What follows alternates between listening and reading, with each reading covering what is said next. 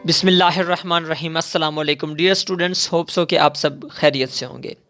Dear students, आज हम करेंगे basic concepts of vectors, chapter number 2, first year physics. इसके जो सब टॉपिक्स में ये फर्स्ट है, addition of vectors. Dear students, जैसे हम स्केलर्स को ऐड करते हैं, जैसे 2 + 2, 2 इज़ अ स्केलर, 2 + 2 = 4, 7 + 3 = 10। ये हमारे पास स्केलर होते हैं, ठीक है। तो इनको जैसे हम ऐड अप करते हैं, बिल्कुल इस तरह हम जो है वो वेक्टर्स को ऐड नहीं कर सकते। सो वेक्टर्स को ऐड करने के लिए हम जो मेथड यूज़ करते हैं वो हमारे पास क्या होता है, हेड टू टेल रूल। क्या होता है? Head to tail. हम इसमें head to tail rule use करते हैं। तो हम देखते हैं कि हेड टू टेल रूल क्या है और वेक्टर्स को हम किस तरह according to head to tail rule जो है वो ऐड करते हैं। लेट्स सपोज कंसीडर कि आपके पास कोई एक वेक्टर है, वेक्टर ए है, ठीक है। ये वेक्टर ए है, ये वेक्टर बी है। आप ए के अंदर बी को ऐड करना चाह रहे हो, तो इसका सिंपल जो है वो इसका क्या है कि आपने बी को उठा के यहाँ पे इंसर्ट कर देना, क्योंकि आप बी को ऐड कर रहे हो ए के अंदर, ठीक है। तो आपने क्या करना है, ये वेक्टर आपका ए है, सॉरी एक मिनट, ये आपका बी वेक्टर है। तो इसके ऊपर आपने क्या करना है, इसको उठा के यहाँ पे रख देना। जिसमें जिसको ऐड करना है, यानी बी में ए को ऐड करना, तो ए को आपने उठा के यहाँ पे रख देना, यानी कि बी के हेड के साथ ए की टेल को मिला देना। तो अब क्या होगा, सिंपली कि इनका अब हमने रिजल्टेंट निकालना, तो क्या करेंगे, बी की टेल के साथ रिजल्टेंट का टेल मिला देंगे और ए के हेड के साथ रिजल्टेंट का हेड मिला देंगे। तो इस तरह हमारे पास ये आ गया, ये हमारे पास रिजल्टेंट क्या आ गया, R = A + B। ये हमारे पास रिजल्टेंट आ गया है, R = A + B। अब अगर हम B में A को ऐड करना चाहिए, तो हमने B में A को ऐड किया। अगर हम A में B को ऐड करना चाहें, तो एडिशन ऑफ वेक्टर्स की ये प्रॉपर्टी है कि वो कम्यूटेटिव प्रॉपर्टी को ओबे करता है। कम्यूटेटिव प्रॉपर्टी को क्या करता है,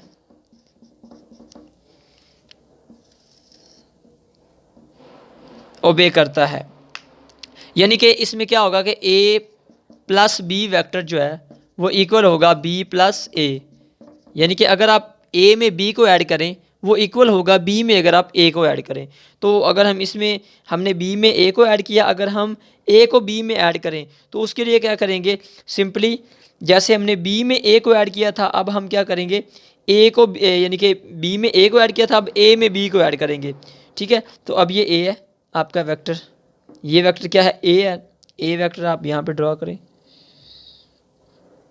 ये वेक्टर क्या है, A, और इसके अंदर ये B को आपने ऐड कर दिया, ठीक है। तो इनका रिजल्टेंट क्या आ गया, ये आ गया आपके पास R = B + A। तो अब देखिए B + A और A + B ये दोनों क्या हैं, आपस में कम्यूटेटिव हैं, इक्वल हैं, ठीक है। नेक्स्ट है हमारा resultant vector.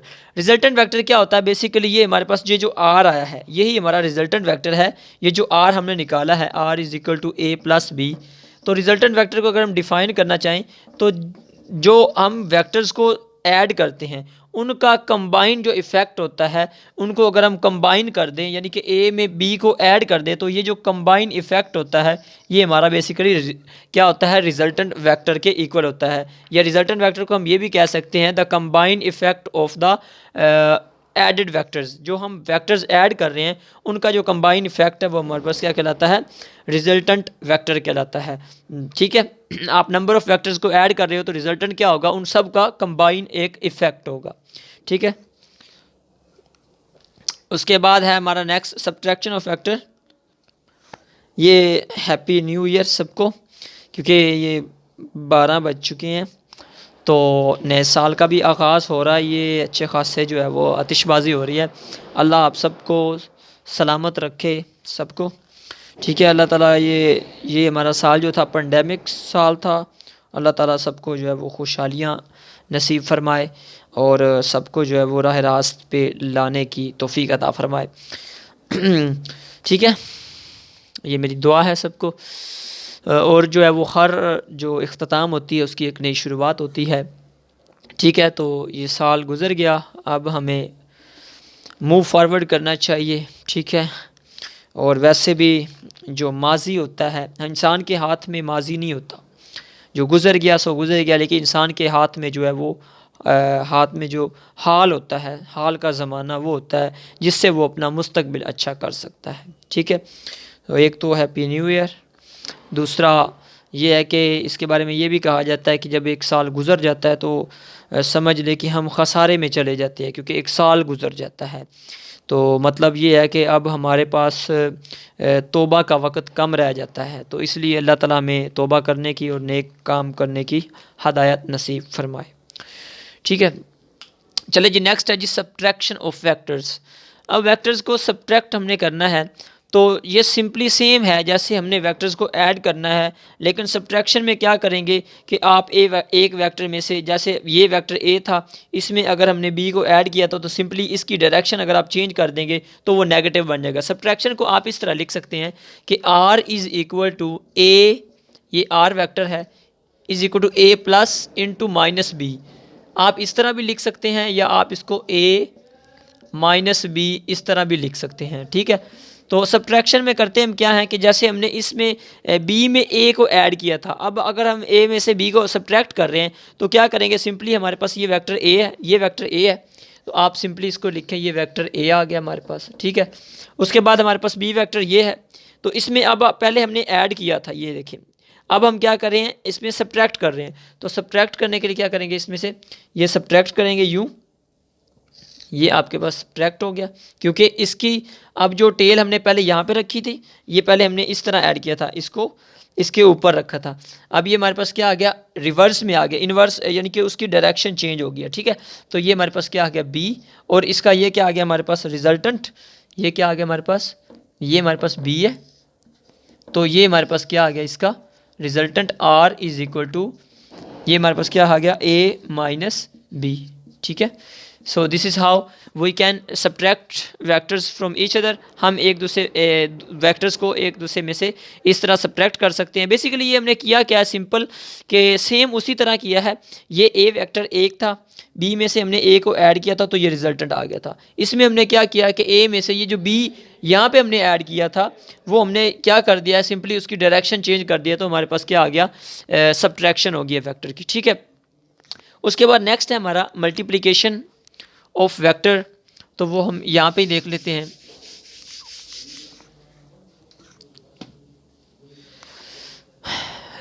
Multiplication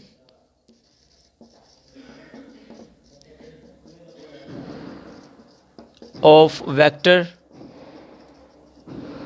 bye scalars. अब देखिए, जो वेक्टर्स हैं उनको हम स्केलर से मल्टीप्लाई कैसे कर सकते हैं, तो ये हमारे पास जो है वो तीन तरह से हो सकती है। नंबर वन ये है कि अगर आप वेक्टर्स को जो है वो पॉजिटिव नंबर के साथ मल्टीप्लाई कर रहे हो, पॉजिटिव नंबर के साथ।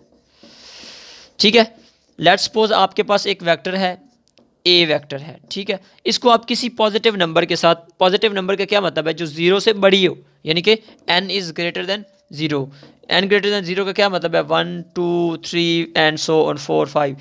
अगर आप इस वेक्टर, लेट्स सपोज ये वेक्टर ए है, ठीक है, इसको आप किसी नंबर से मल्टीप्लाई करो, 1 से करो तो क्या आ जाएगा, 1 से मल्टीप्लाई किया तो ये तो ऐसे ही आ जाएगा।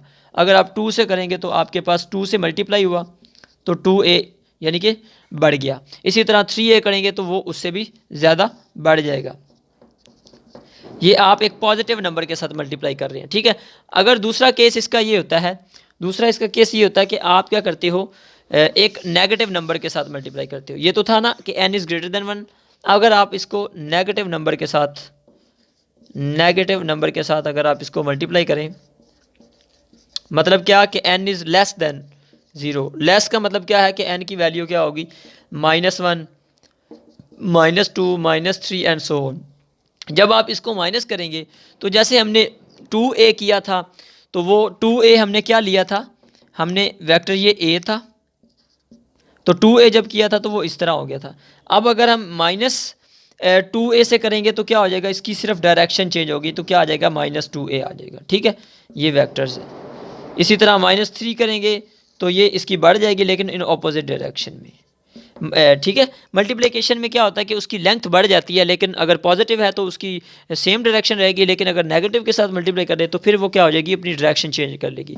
जो तीसरा है केस, उसमें क्या है, पहला हमने ये देखा कि अगर पॉजिटिव नंबर से मल्टीप्लाई किया है, फिर हमने देखा कि अगर आपने नेगेटिव नंबर से किया है।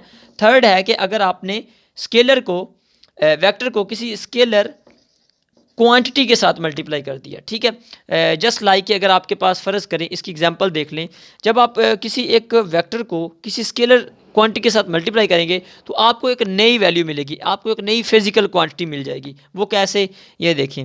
फ़र्ज़ करें अकॉर्डिंग टू योर बुक, अगर आप एक मैस को, जो कि क्या है हमारे पास स्केलर क्वांटिटी है, अगर आप मल्टीप्लाई कर दें वेलोसिटी के साथ, वेलोसिटी एक वेक्टर है, तो हम वेक्टर को एक स्केलर के साथ मल्टीप्लाई करेंगे तो ये हमें देगा मोमेंटम। क्या देगा, मोमेंटम देगा।